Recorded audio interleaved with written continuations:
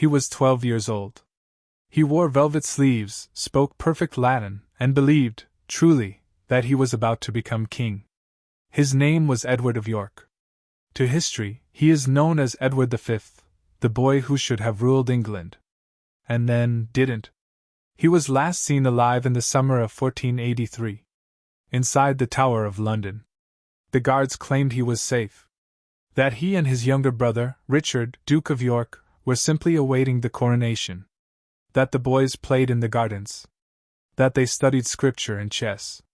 That they slept peacefully. But one night, someone heard crying.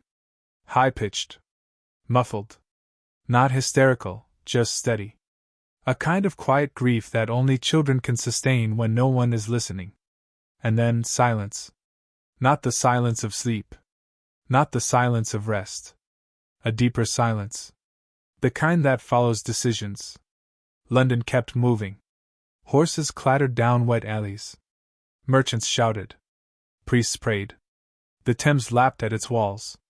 And the Tower, that ancient fortress of kings and traders, stood still, as it always had, swallowing secrets. No one announced a death. No bells rang. But the two princes were never seen again.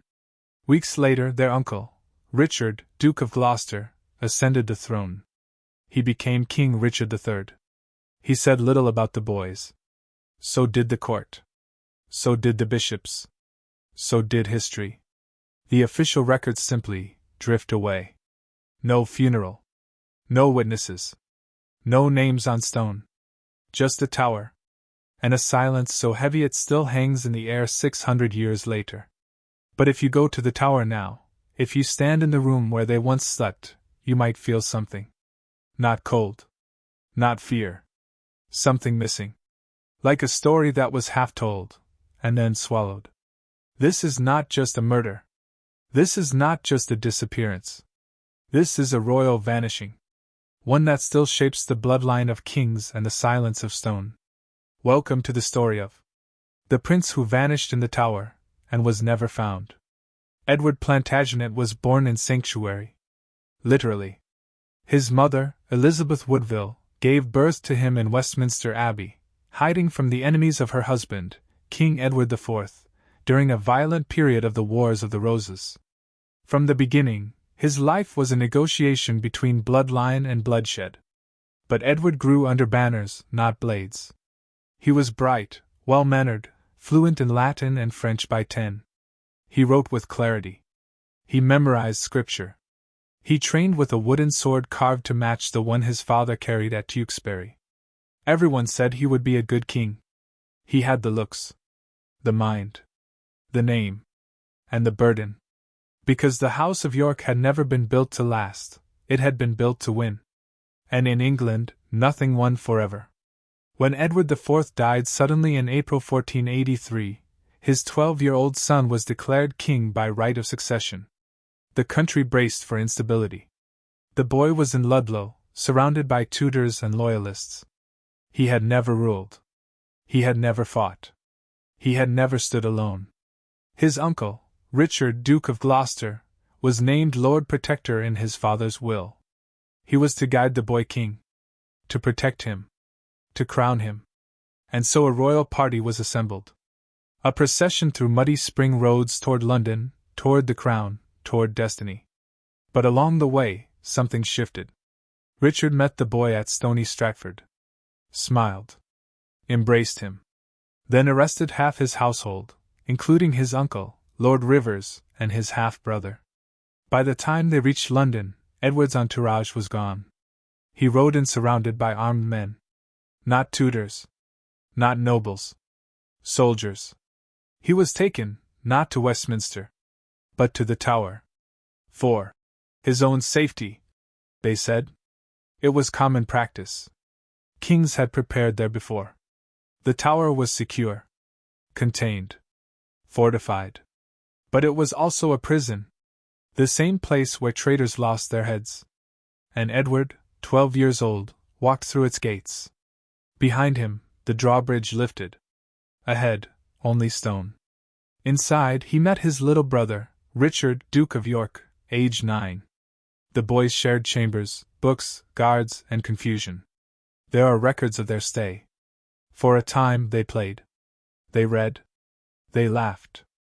They believed. One servant wrote. The princes were merry at first. But then their countenances grew thin, and they walked less. Another. No one told them they would not leave. And perhaps no one knew. Or perhaps everyone did. At first, it didn't feel like a prison.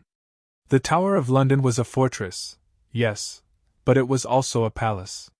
Within its grey walls stood chambers hung with tapestries, carved fireplaces, private chapels, and windows that looked out onto the Thames. Servants brought warm meals. Tutors came with books. Guards bowed. The princes were told, "This is where kings prepare to be crowned." And they believed it. At least for a while. Edward, aged 12, wrote letters to his mother. Richard, aged 9, asked when the coronation would begin. But the days passed. And the locks changed. It started subtly. The outer gate, the one that led from the White Tower to the city, was closed more often. Then sealed. Then guarded. Some of their personal servants were dismissed. Others stopped speaking. The royal tutor vanished one morning and was never replaced. When Edward asked for his books of law, he was told they had been misplaced. When Richard asked for his dog, he was told it had gone home.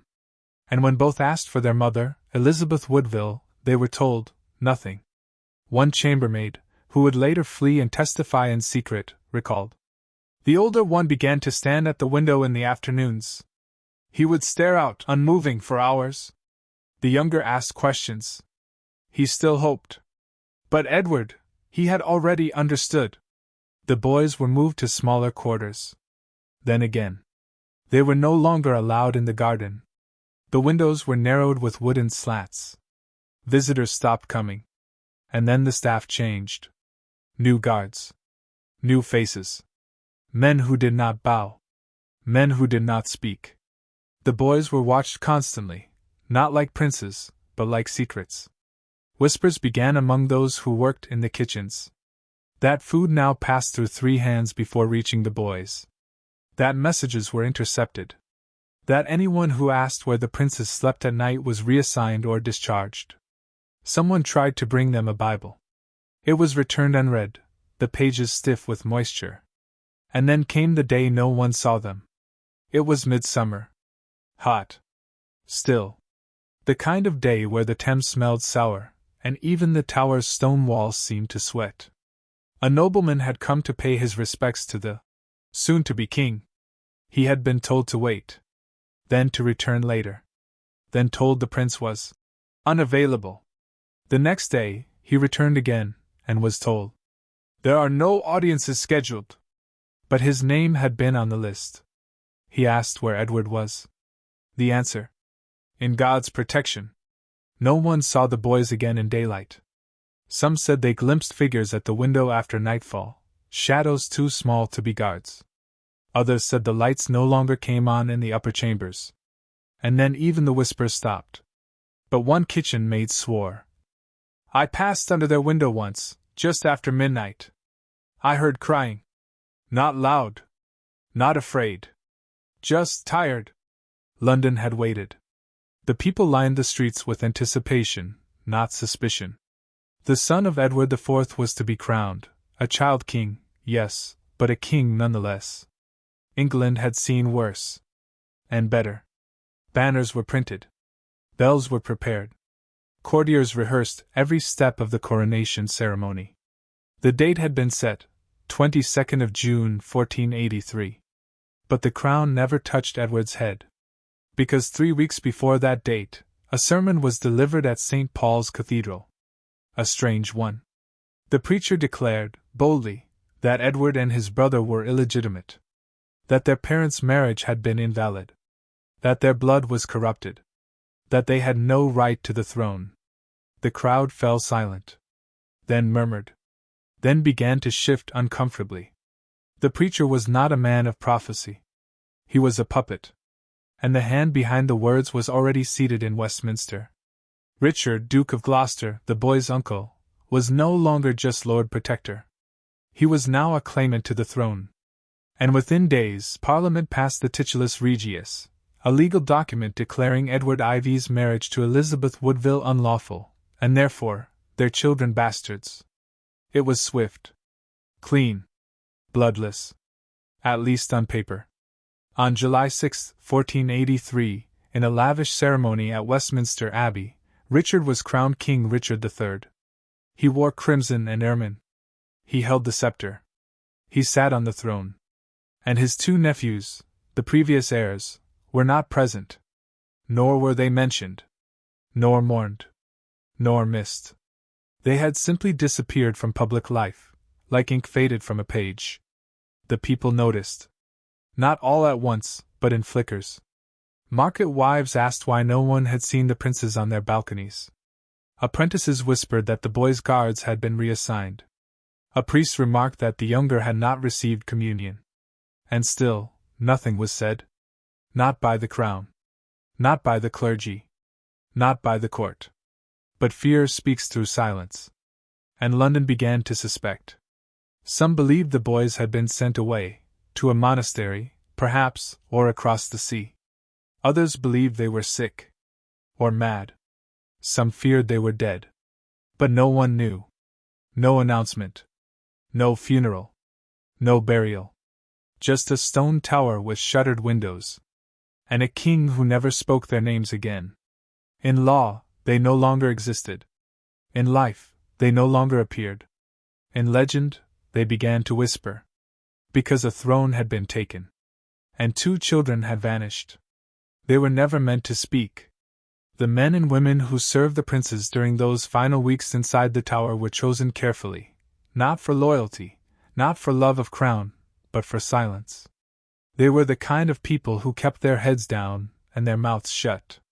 Who didn't ask questions when the corridors changed guards at midnight. Who folded clothes without noticing the blood. And yet, a few of them remembered. And some, years later, or on their deathbeds, spoke. Not loudly. Not in court. But in confessions. In letters. In frightened whispers that have since become threads in a terrible tapestry. The most infamous account comes from a man who wasn't even born when the boys vanished. Sir Thomas More, writing decades later under Henry VIII, claimed he had received an oral testimony from one of Richard III's former household men, a servant close to the tower. More describes a grim detail, that Richard III, determined to rid himself of the boys, dispatched a man named Sir James Tyrrell to oversee their execution. Tyrrell allegedly delegated the act to 2 others, Miles Forrest, a trusted servant, and John Dighton, a stable hand. Their method? They smothered the children with pillows, lying on them till they were dead. The bodies, Moore wrote, were buried at the stairs' foot, then later moved. It sounds definitive. Clean. Clinical. But here's the problem. Sir Thomas More was a child when this occurred. His sources were second-hand, or worse, politically motivated. And yet, pieces of his story matched the rumors that had already been spreading for decades. In 1491, during the reign of Henry VII, who had married the prince's sister, Elizabeth of York, a young man emerged in Flanders claiming to be Richard, Duke of York. He said he had escaped the tower. That his brother Edward had been murdered, but he had survived. He gave names. Details. He spoke with the accent of court. He fooled many. He was eventually captured, imprisoned, and later executed. His name was Perkin Warbeck, or so the Crown insisted. But those who had once served in the tower refused to comment. One man, a former yeoman, was summoned for questioning. He said only, "I heard weeping. And then I didn't." He was later found drowned in the Thames.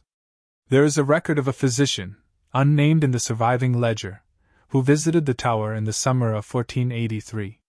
He was tasked with examining the elder prince, Edward, who had reportedly fallen ill. According to a marginal note, he left the tower disturbed. In a private letter to his cousin, discovered centuries later in a family archive, he wrote, "The boy spoke little, but when I asked about his health, he said only this: 'I am not sick in body. I am sick in time.'" No other correspondence was found. And then there was Marjorie Stonnell, a laundry maid.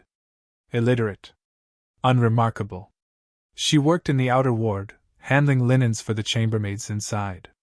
In 1502, long after the disappearance, she gave a statement to a local vicar on her deathbed. It was recorded by a scribe and preserved in the parish archives until they were bombed in World War II. But before that, a single sentence had been copied into a private collection. I saw the pillow wet, but the face is gone. Why didn't anyone act? Why didn't someone stop it, or expose it, or even grieve? Because England had already buried too many kings. Because wars are won not by truth, but by silence. Because the princes had been made unpeople, declared illegitimate, erased from law. To speak of them was to challenge the new crown. To mourn them was to invite suspicion. And so the tower stood quiet. The river kept flowing. And the world went on. But whispers don't die easily. And the ghosts of boys never buried properly tend to walk longer than most. The Tower of London has never been just one building. It is a collection of stone and fear, a fortress of 21 towers inside 2 rings of walls, all pressed against the curve of the Thames. It has held kings and queens, traitors and saints, coins and crows. It has been palace, prison, mint, and menagerie. But in 1483, for 2 boys, 12 and 9, it was something else entirely. A sealed mouth. A place that devoured time. And did not speak. The rooms where Edward and Richard were kept are still there. Not marked. Not lit. Just part of the inner ward, near the Coldharbour Gate. Stone walls 4 feet thick. Narrow slit windows. No fireplaces. 1 door. Guards changed daily. Food entered by hand, on covered trays. No records survive of who tended the chamber. No names. No schedules. Just a lingering draft that moves down the hall even when all the windows are closed. Visitors today describe the space as dead. Not in the ghostly sense, there are no moans or chains. But the air is still. And the silence is not peace. It is holding. A tour guide once described it like this. You step in, and everything stops. Like the room's listening. There's a reason the story never left this place. Because the tower itself kept it. Even when voices failed, even when the law forgot, the architecture remembered. No one ever saw the boys leave. No official exit. No guards dismissed. No gates opened. They vanished within. And when something disappears inside stone, stone keeps the shape. Centuries later, when bones were found, hidden under a stairwell, in a chest sealed behind mortar, it felt less like a discovery and more like a confession. As if the tower had been waiting for someone to notice. To dig. To ask. But even then, the answers were not simple. The bones, 2 children, no older than 12, were incomplete. No clothing survived. No names. Only fragments of skull, jaw, rib, and spine. Buried without care, without coffin. Curled together like laundry. It was 1674. 200 years too late. Some claimed the bones were not the prince's. That the placement was too shallow. That the ages didn't match. That the location, under a stair in the White Tower, was too exposed. Others said it didn't matter. It's not about the bones, wrote antiquarian Samuel Pepys. It's about the absence. What is more terrifying? Finding a child's bones? Or never finding them? To this day, the tower gives no answer. Only echoes. Guards have reported footsteps with no source. One night watchman claimed he saw a flicker of candlelight behind a sealed door. When he opened it, the room was cold, dark, and smelled faintly of lavender and ink. Another said he heard breathing. Slow. Measured. Close. But when he turned, no one was there. Even the stones seemed to lean inward here. As if they're listening to one another. Or trying to forget. You can walk those same halls today. You can stand where Edward might have slept. Where Richard may have whispered, "Are we going home soon?" And the tower will not stop you. But it will not speak to you either. Because what happened inside is not for words anymore, only for stone. In monarchies, even death has protocol. There are bells to toll, clocks to stop, candles to light, black velvet to be draped over doorways and pulpits. A royal child does not die unnoticed. And yet, when Edward V and his brother Richard vanished, England did nothing. No proclamations. No mourning clothes. No requiem mass. Just silence. Not from grief. From design. King Richard III, their uncle, had already declared them illegitimate. In law, they were no longer princes. No longer heirs. No longer royal. And so, when they disappeared, the official stance was simple. There is nothing to report. There were no bodies. There were no charges. There was no proof of death. Only the absence of life. And in a kingdom ruled by power, absence is a convenient ally. Parliament did not raise the matter. The Church did not demand inquiry. Foreign courts, Spain, Burgundy, France, sent cautious envoys, but asked no public questions. No one wanted to accuse a king of child murder. Not directly. Not without bodies. And so, the world looked away. Inside England, something stranger happened. The public began to forget. Not all at once, and not truly. But out loud. The names of the princes were spoken less. Then only in private. Then only in poems. Then only in whispers. A play written in 1485 included a scene of two murdered children hidden under floorboards, but no names were used. A priest in Kent was arrested for uttering seditious speculation, after referring to Richard III as the king who eats nephews. It was enough to cost him his post. The Tower kept its secrets, and the kingdom learned not to ask. Then came Bosworth. August 22, 1485. King Richard III died in battle, struck down, and stripped in the mud. Henry Tudor, claiming distant royal blood and direct marriage to the prince's sister, became Henry VII. It was an opportunity. A chance to investigate. To demand answers. To recover the boys, or at least name their fate. But Henry did none of that. Why? Because the mystery served him better unsolved. If Richard III had killed the boys, Henry's crown was righteous. If Henry himself had ordered it, after seizing power, no one wanted to know. If the princes had survived, well, that would be worse than anything. So Henry declared the titulus regius void, restoring the prince's legitimacy posthumously. And then banned all copies of it. He never allowed investigation into their disappearance. He never named them again in law. He ruled for 24 years. In those years, a strange national behavior took root. A kind of learned forgetting. People told the story in shadow.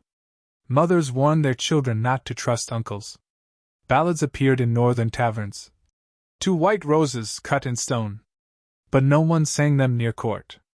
No statues were made. No tombs commissioned. No prayers ordered. The princes became a silhouette. And when bones were found in 1674, nearly 2 centuries later, people wept, not for what was found, but for what had never been mourned. Because the worst kind of death is the one where no one is allowed to say you died. Where the crown moves on, and the world agrees to forget. It was 1674. The English monarchy had already fallen and risen again. The Tudors were gone. The Stuarts ruled. London was choking on soot, coffee, and plague. The Tower, no longer a royal residence, was being renovated. Workers arrived to remove a crumbling staircase in the White Tower, the oldest and most fortified part of the complex. Beneath the stone steps, they struck something hard. Not brick. Not earth. A wooden box. Nailed shut. Half-rotted. Heavy. When they opened it, the smell of damp bone and dust filled the chamber. Inside were 2 small skeletons. Curled together. Incomplete. One slightly taller than the other. The news reached the court within days. King Charles II, curious and deeply aware of royal symbolism, ordered the bones transferred to Westminster Abbey. There, they were interred in a white marble urn, beneath the Henry VII Lady Chapel, in a niche that still bears the inscription. Here lie the remains of two princes, Edward V and Richard, Duke of York, supposed to have been murdered in the Tower of London. Supposed. Even the tomb could not lie outright. But whose bones were they? That question has haunted the urn for over 3 centuries. In 1933, at the request of King George V, the urn was opened and examined by medical experts. The contents shocked everyone. Not just 2 skeletons, but fragments from at least 3 individuals. Jaws, ribs, teeth, all mixed together, degraded by time, crushed by their own weight. The bones did belong to children, likely aged 10 to 13. But the smaller set showed signs of disease in the jaw, possibly scurvy. No signs of violence were present. No clothes survived. And no items that could link the remains definitively to the princes. The examiners concluded. They could be the princes. They could also not. And the urn was sealed again. Then came DNA. In the late 20th and early 21st centuries, genetic technology opened doors previously shut. The remains of Richard III were found in a Leicester car park in 2012, confirmed via mitochondrial DNA. Surely now, the bones in the urn could be tested. But the answer remains, no. The Church of England has refused to allow exhumation. Official reasoning, respect for the dead. Unofficially, fear. Fear of an answer. Fear of what happens if the bones are not the prince's. Or worse, what if they are, and the truth becomes undeniable? And so, the marble urn sits. Closed. Guarded. Inscribed with doubt. Pilgrims still visit. Some place white roses at its base. Others whisper prayers they were never allowed to say in 1483. But no one knows. Not fully. Not yet. What do bones mean, when no one was allowed to name the murder? What does a grave matter, when it was never meant to be dug? Perhaps the real burial was not under stone, but in silence. History abhors a vacuum. And the Tower of London, that vast stone mouth, has left one of the greatest silences in the English historical record. Into that silence, century, people have poured stories, theories, accusations, hopes, lies. Because when 2 royal boys vanish without a trace, no one sleeps comfortably. Not kings. Not scholars. Not ghosts. Theory 1, Richard III did it. The most enduring, and simplest, version. The one Shakespeare immortalized. The one whispered in taverns and recorded in Tudor propaganda. Richard III, uncle to the princes, had them murdered. He had motive, their existence undermined his claim to the throne. He had means, he controlled the tower. He had opportunity, the boys disappeared after he became king. Sir Thomas More's account, written 30 years later, names the killer, Sir James Tyrrell, allegedly under Richard's orders. It is a clean story. Too clean, perhaps? But there's a problem. No contemporary record confirms it. No witness. No arrest. No confession. And Richard never publicly addressed their deaths. He neither blamed others nor defended himself. Theory 2, Henry VII did it. If Richard didn't do it, who benefited next? Henry Tudor, later Henry VII, seized the crown after Richard's death at Bosworth. He married the prince's sister, Elizabeth of York, to unite the houses. But had the boys still lived, even in secret, they could challenge his legitimacy.